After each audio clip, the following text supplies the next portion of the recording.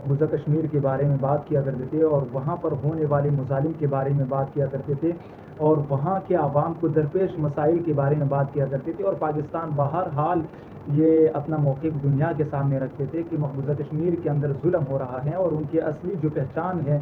کشمیریوں کا اس کو مودی سرکار نے ختم کیا، اور اس کے لحاظ سے گلی شکوے اقوام متحدہ کے اندر کیا کرتے تھے۔ لیکن آج کل ہم دیکھ رہے ہیں کہ آزاد کشمیر کے اندر ایسا ظلم ہو رہا ہے، ایسا لگ ہی نہیں رہا کہ یہ کشمیر ہے، بلکہ ایسا لگ رہا ہے کہ جیسے یہ کوئی غزہ کا علاقہ ہے یا فلسطین کا علاقہ ہے، یا جیسے ہم نے ماضی کے اندر افغانستان کو دیکھا ہوا تھا، وہاں کے مظالم کو ہم نے دیکھا ہوا تھا،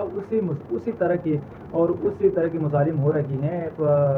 کشمیر کے اندر، اور کشمیر کے عوام کے ساتھ بھی اتنا ہی ظلم ہو رہا ہے جتنا کہ غزہ کے مسلمانوں کے ساتھ ہو رہا تھا۔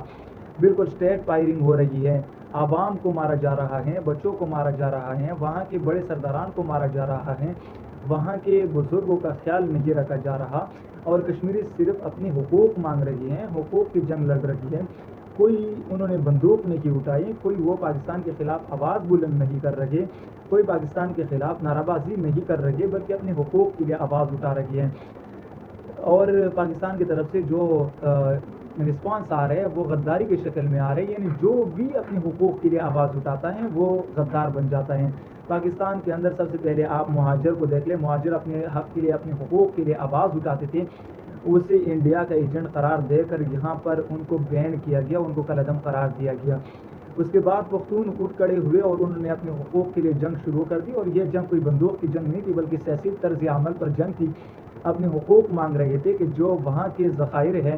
وہاں پر جو وسائل ہیں، وہ وہاں کے عوام پر خرچ ہونا چاہیے، اور اس چیز کے لیے وہ جدوجہد کر رہے تھے، لیکن ان کو بھی غدار قرار دیا گیا۔ اور اس کے بعد اگر دیکھا جائیں یہ بلوچستان کے اندر، تو بلوچستان کے اندر